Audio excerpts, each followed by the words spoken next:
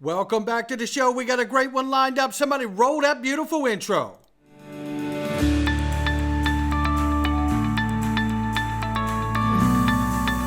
Digital Perspectives with Brad Kimes. Come on in.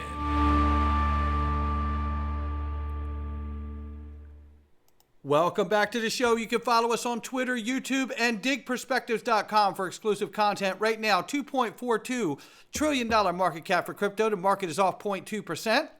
Bitcoin 67,600 plus, 2,600 plus for Ethereum, 119 billion plus market cap for Tether. USDC number 6 spot is 34 billion plus. XRP at the number 7 spot, 54 cents, off 2.2 on the 24, up 1.4 on the 7-day. Range of price very quickly between 54 and 55 cents. We'll keep an eye on it. I do want to tell you guys this is off to a bang. Fruition Productions and XRP Unleashed documentary. You waited for it. Well, here it is. You can pre-order it right now from hitting that button. Go to Fruition Network and or fruitionproductions.com. Link under the video. I'll put it under the video for you. And you can get it. And all you got to do, look, and then if you want to go to the premiere, the screenings, which are going to be amazing, click on that button. You click on that button, it takes you here, and it tells you all the locations. And I could tell you 2 of them have sold out in less than 24 hours. So do not mess around. This is going to be an amazing opportunity to see this film for the first time and to meet some of the people that are in the film. Absolutely. Look at this. A new voter pack is now airing pro-Bitcoin Donald Trump advertisements in swing state Pennsylvania. Under Donald Trump's leadership, will harness the power of Bitcoin. How about that one? Well, we've got some news on the Harris front in a second, too. Stay with me. Now, moving forward, just in, the SEC greenlights the New York Stock Exchange options trading on Bitcoin ETFs. Boy, there's another big hose of liquidity that just got turned on, isn't it? Yeah, this is getting exciting. Eric Balcuna says they approved same thing for NASDAQ recently, so not a big surprise, but still good news as SEC was big hurdle. We're hearing good things about the rest of the process, although exact time for listing date still unclear. But this is a massive step forward, and it tells me that we're getting this legislation, at the very least for stablecoins, probably 25 is what it's looking like to me. I mean, they say that there's a chance before the end of this year, but I'm just going to say 25 is looking really strong. So even if we get something this year, even better, right? But let's take a look. Let's keep moving here. This is a reminder because it just feels good to read it out loud. Don't worry about that appeal, ladies and gentlemen. The SEC has filed their appeal. And the one thing that all of us need to understand about it is Jeremy Hogan said it's over money, essentially. And Stuart Alderati reminds all of us the court's ruling is very clear. XRP is not a security and is not being appealed. That decision stands as law of the land. How about that one? Next week, we're getting that C form from Ripple, and I can't wait to hear what they put in that. Now, this is a reminder geopolitically what's taking place. We all know about the BRICS coalition. We all know that there's many other member countries and countries wanting to join to become members, and they have outpaced now the G7 in the economy. And they've outpaced in population.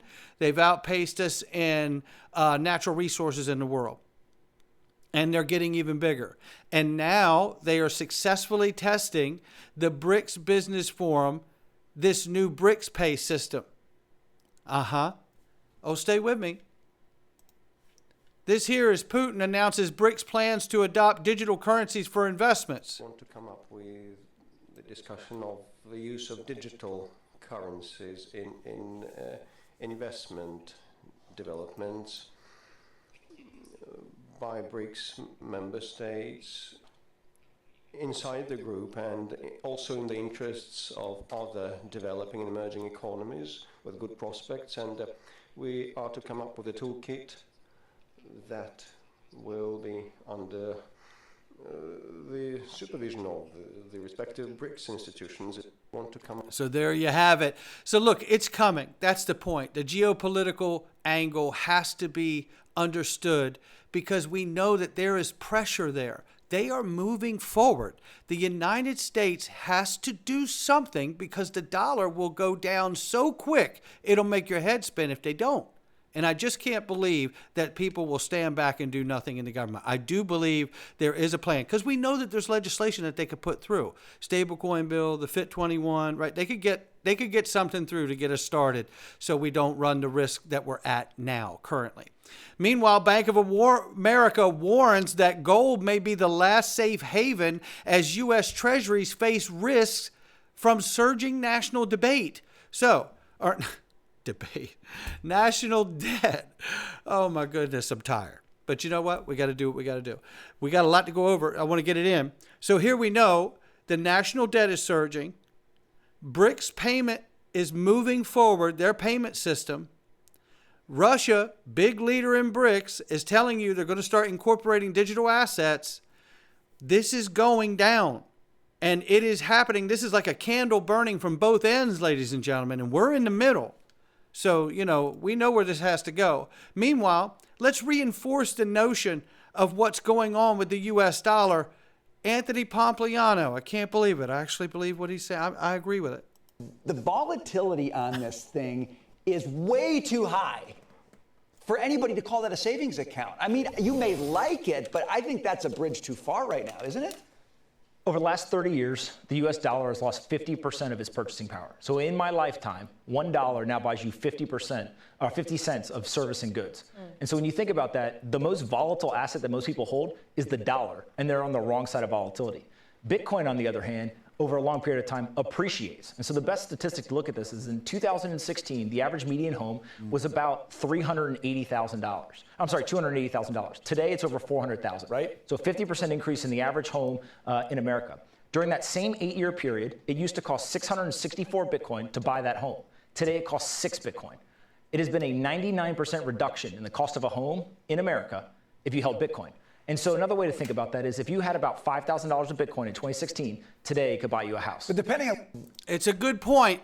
Now, I mean, obviously Bitcoin's very volatile and he makes an excellent point about the dollar, and that's what I wanted to highlight there. But let's keep moving because what do we see? The introduction of stablecoins. Paxos revealed its new stablecoin payments platform this week, in fact.